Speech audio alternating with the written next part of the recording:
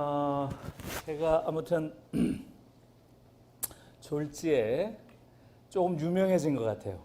여기저기서 자꾸 와달라고 하는 거 보니까, 그래서 저는 이 유명해지는 게 좋은 거구나. 왜냐하면 내 말을 많이 들어주니까. 그래서 가능하면 많이 이렇게 강연을 청하면 가능하면 응해야 되겠다 이렇게 생각하고 있고요. 저는 그 교육 전문가가 아니고요. 사실은 제가 강연을 많이 했지만 대부분 통일 관련된 강연을 많이 했어요. 왜냐하면 통일 쪽은 제가 좀 전문가예요. 저는 그 독일 문학, 현대 소설 쪽이 제 주전공인데 독일 문학을 했지만 통일 관련해서 한 10년 정도 또 이렇게 연구를 했어요. 그래서 책을 한 6권 정도 이렇게 제가 다 쓴 건 아니고 제가 연구팀을 이끌면서 냈으니까 통일 관련해서는 상당히 전문가다 이렇게 말씀드릴 수 있고요. 그런데 교육 관련해서는 제가 무슨 그렇게 전문가라고 할 수가 없는데 그 차이나는 클래스라는 프로에서 제가 그 독일 통일에 관련된 이야기를 해달라고 해서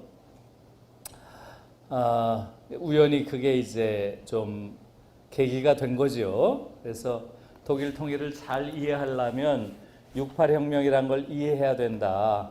이렇게 하다 보니까 어떻게 68혁명이라는 걸 주제로 또 한 번 하게 됐고 그러다 보니까 차이나는 클래스라는 데서 2번을 하게 됐는데 저는 사실은 차이나는 클래스라는 걸 전혀 몰랐어요.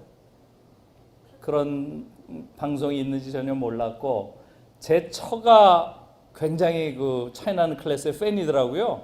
거의 뭐 열심히 듣는데 그래서 차이나는 클래스에서 이런 걸 해주면 좋겠다고 하더라 이야기를 하니까 거기는 하면 좋겠다 이렇게 해서 제가 하게 됐는데요. 그 방송이 그렇게 유명한 방송인지 몰랐어요. 나중에 많은 사람들이 저한테 왜 이런 중요한 이야기들을 인제하느냐 이런 말을 많이 들었어요. 그래서 사실은 제가 인제하는 건 아니고요. 저는 사실은 30년 동안 똑같은 이야기를 해왔는데 이제 사람들이 듣기 시작한 거예요. 그래서 저는 매체라는 게 이렇게 무섭구나. 방송 매체라는 게 여전히 이렇게 무섭구나. 그러니까 매체를 한번 이렇게 탄다는 게 이런 거구나. 이런 걸 좀 느꼈어요. 그래서 아마도 지금 한국 사회가 근본적인 변화의 초입에 서 있구나. 이런 생각을 제가 개인적으로 하는 거예요. 그러니까 제가 근본적이라고 얘기할 때 이 근본적이란 말이 영어로는 뭐예요? 레디칼이죠. 레디칼. 아주 뿌리부터. 그러니까 한국 사회가 이제는 뿌리부터 좀 바뀌어야 된다라는 게 제 주장이에요. 저기 주장이 있다면 아주 근본적으로 바뀌어야 되는 것이지 가지 몇 개를 쳐낸다거나 하는 방식으로는 되지 않는다 하는 게 제 생각이고요. 그래서 오늘은 주로 교육과 관련된 이야기를 좀 말씀드리고요. 그 다음에 제 자신이 놀라고 있는 그런 교육계의 변화 분위기에 대해서 조금 말씀을 드릴게요. 다시 말하면 저는 상당히 좀 세게 한국 교육의 변화를 요구하고 있는데요. 그것은 뭐냐 하면 어떻게 보면 간단한 거예요. 간단한 거. 첫 번째, 대학 입학 시험을 없애라. 폐지해라. 더 이상 이 대학 입학 시험이 존재하는 한 한국에선 교육이 존재할 수 없다. 이게 제 주장이에요. 모든 게 대학 입시로 수렴돼 버리기 때문에 아이들을 인간으로 가르칠 수가 없어요. 지식을 쳐넣는 걸 교육이라고 이야기하는 종래 100년 동안의 교육은 이제 더 이상 그만해야 된다. 그러기 위해선 대학 입학 시험이 없어야죠. 그래서 대학 입학 시험이 존재하는 그 동안 우리가 많은 변화가 있었지만 그 변화라고 하는 것의 내용은 사실은 대학 입시의 방법을 바꾸는 거예요. 지금까지 모든 변화들이 그리고 그 변화를 그 방법을, 입시의 방법을 바꿔 놓으면 또 거기에 맞춰가지고 모든 게 재구성되는 방식으로 말하자면 무위에 처하게 되는 거죠. 모든 개혁이. 아무튼 그 이야기를 조금 할 거고요. 그 다음에 두 번째는 소위 엘리트 대학 체제라고 하는 대학 서열 구조를 없애라 하는 게 두 번째예요. 지금 한국은 이 대학 서열 구조, 특히 학벌 계급 사회가 돼버렸죠. 이걸 없애지 않는 한 한국 사회는 너무나 병든 사회가 될 수밖에 없어요. 이미 병든 사회인데 이게 존재하면 계속 앞으로는 치유가 불가능한, 지금까지는 일정 정도 자연 치유의 힘으로 학벌 계급 사회의 폐해들을 그래도 치유 가능성이 있다라고 생각하는데, 이게 더 심해지면 제가 보기엔 더 이상 치유 가능성 자체가 없어요. 그것은 한국 사회가 그야말로 인간이 살 수 없는 그런 지옥이 될 수 있다. 저는 그렇게 두려워합니다.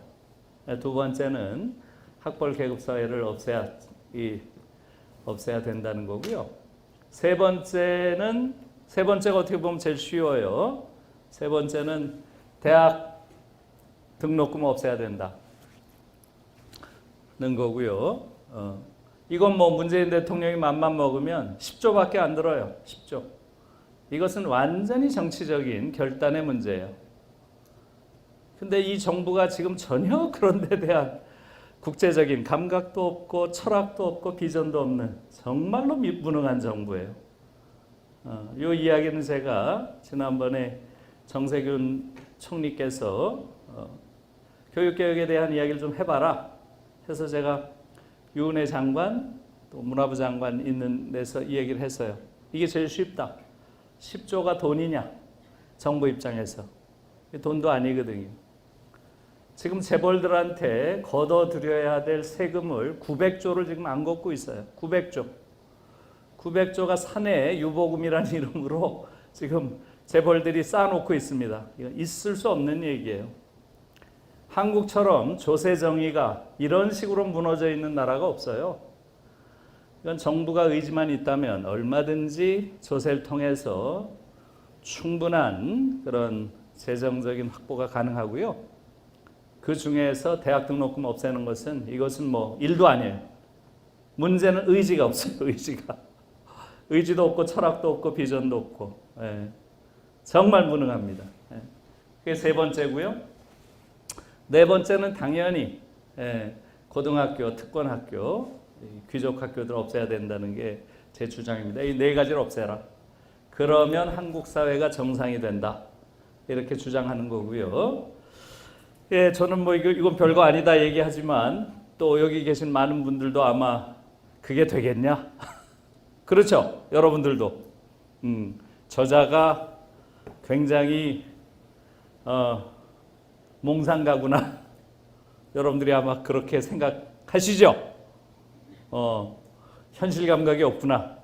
이렇게 아마 생각하실 텐데 그렇지 않아요. 지금 제가 없애야 된다는 이 네 가지는 우리 입장에서는 몽상으로 보일 수도 있고 너무나 먼 이상으로 보일 수도 있어요. 그러나 지금 유럽에서는 이 네 가지가 다 일상이에요. 네 가지 없는 게 일상이에요. 유럽에 이 네 가지 있는 나라가 어디 있어요? 이걸 이상으로 느끼는 게 이상한 거예요, 사실은. 이 네 가지를 없앤다는 게 너무나 먼 어떤 유토피아처럼 우리한테 느껴진다면 그 정도 우리가 세계의 흐름에서 멀어져 있다고도 볼 수 있어요. 제가 지금 유럽은 이미 이게 다 일상이다. 말하자면 대학 입시 없고 엘리트 대학도 없고 학비도 없고 또 귀족 고등학교 없다. 이렇게 이야기하면 아마 여러분들 안에서 마음속으로 다 반론들이 막 올라오죠? 영국, 그죠? 그래요, 안 그래요? 영국은 이미 귀족 고등학교도 있고 옥스퍼드, 케임브리지로 대표되는 그런 아주 명문 대학들이 있고 그렇잖아요. 그 다음에 학비는 어마어마하게 비싸고 어마어마하게 비싸죠. 그 다음에 그런 귀족 고등학교 있고 바로 영국이 떠오르죠. 예, 영국은 유럽이 아닙니다. 영국 유럽 아니에요. 그래서 항상 영미 모델, 유럽 모델 이렇게 얘기하는 거예요. 영국은 지리적으로만 유럽이에요. 지리적으로만. 그러나 사회 모델로서는 완전히 미국과 똑같죠. 그래서 영미 모델이라고 따로 부르는 거예요. 그러니까 영국은 미국이랑 똑같아요. 그리고 이 영미 모델과 유럽은 완전히 달라요. 철학부터 다른 거예요. 철학부터. 그래서 우리는 이제 어떻게 된 거예요? 우리는 완전히 영미 모델로 온 것이고요. 그래서 이제는 이러한 미국 모델의 교육 체제를 따라가는 것이 과연 옳은가에 대한 근본적인 성찰을 할 때가 돼서요. 이 부분이 굉장히 중요한 부분이라는 거예요. 다시 말하면 이 코로나가 우리한테 새길 찾기를 줬다면 바로 그 부분이라고 저는 생각해요. 한국은 사실은 전 세계에서 가장 극단적으로 미국화된 나라예요. 우리가 생각하는 것보다 훨씬 더 미국화된 나라입니다. 그걸 일단 좀 이해하실 필요가 있어요. 그래서 저는 한국 사회를 총체적 미국화라는 개념으로 이야기를 해요. 총체적 미국화. 지금 조희연 교육감이 계시죠? 서울시에. 조희연 교육감이 미국화를 많이 연구하셨어요. 그분이 사회학자잖아요. 그래서 여러분들이 관심이 있으시면 조희연 교수가 당시에 편한 아주 좋은 책이 있어요. 그게 우리 학문 속의 미국이란 책이에요. 우리 학문 속의 미국. 그걸 보시면 아마 놀라실 거예요. 우리 학문 속에 미국이 어느 정도 있을 것 같아요. 우리 학문 속에. 우리의 모든 학문이 그냥 미국이에요. 그냥 미국 학문이에요. 우리 학문이라는 것 자체가 없어요. 그걸 보면. 그것을 아주 실증적으로 증명을 해놨어요. 조희연 교수는. 그 책에서 여러 명이 물론 같이 쓴 건데 한국의 여러 가지 학문 속에서 가장 미국화된 영역이 어디겠어요? 여러분. 가장 미국화된 영역이. 교육학이 가장 심합니다. 교육학은 거의 완전히 미국 대학이라고 해도 과언이 아니에요. 그래서 이 책이 나온 게 벌써 한 20년 전이기 때문에 지금은 아마 더 심해졌을 거예요. 그 당시의 지표보다. 근데 그 당시에 예를 들면 서울대 교육학과의 교수가 18명이더라고요. 그 중에 17명이 미국 박사예요. 한 명만 한국 박사예요. 한 명만. 누구겠어요? 전공이 뭐겠어요? 한국 교육사. 그거 한 명만 한국 박사예요. 나머지 전원이 미국 박사예요. 네? 거의 대부분의 그런 걸 그렇게 실증적으로 많이 분석을 해놨어요. 그래서 한국이 얼마나 학문 자체가 미국화되어 있는가 하는 것이고요.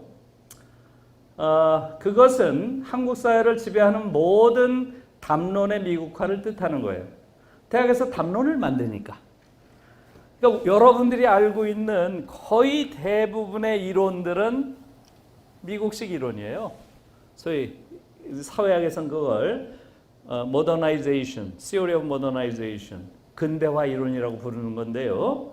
그러다 보니까 이것은 유럽에서 굉장히 강조되는 신좌파 이론이라든가 막스주의 이론이라든가 프랑크푸르트 학파의 이론이라든가 또 말하자면 포스트 모더니즘 이론이라든가 프랑스의 이런 것들이 거의 배제되어 있어요. 한국은.